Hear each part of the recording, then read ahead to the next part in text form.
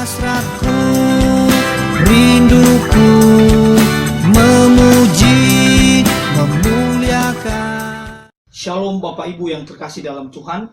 Hari ini kita masuk dalam pembahasan ayat-ayat yang sulit dari Alkitab. Nah, tema yang akan kita bahas hari ini yaitu firman Tuhan yang mengatakan kepada Adam bahwa pada hari engkau memakannya, engkau pasti akan mati. Tapi pada kenyataannya, Adam dan Hawa tidak mati pada hari itu. Ini bisa menimbulkan kesulitan dalam pikiran kita.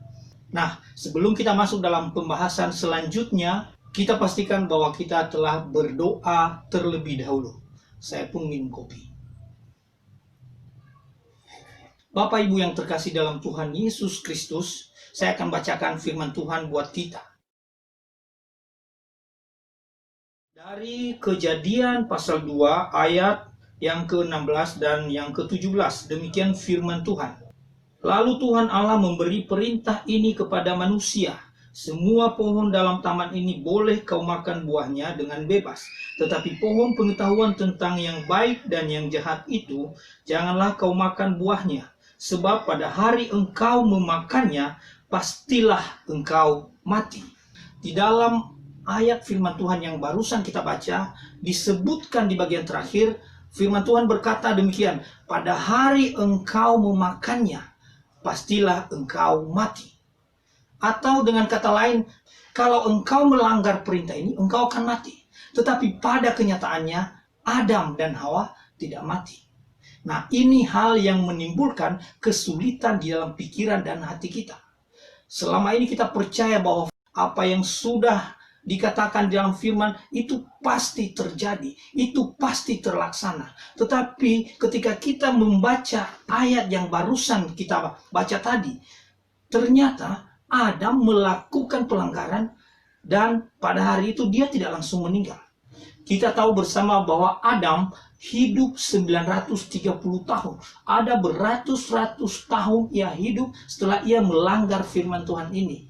Lalu kita mulai berkata, Tuhan, apakah firman-Mu ini sungguh-sungguh benar-benar terlaksana? Bapak Ibu, untuk membahas pemahaman ini, kita mulai melihat, menganalisa kata mati. Ya, kata mati dari bahasa Ibrani, tamut dari akar kata mut. Nah, tensisnya atau waktunya adalah imperfect. Sehingga kata imperfect itu sering diterjemahkan akan. Sehingga dalam bahasa Inggris diterjemahkan demikian. You will surely die. You will surely die. Kamu sungguh akan mati.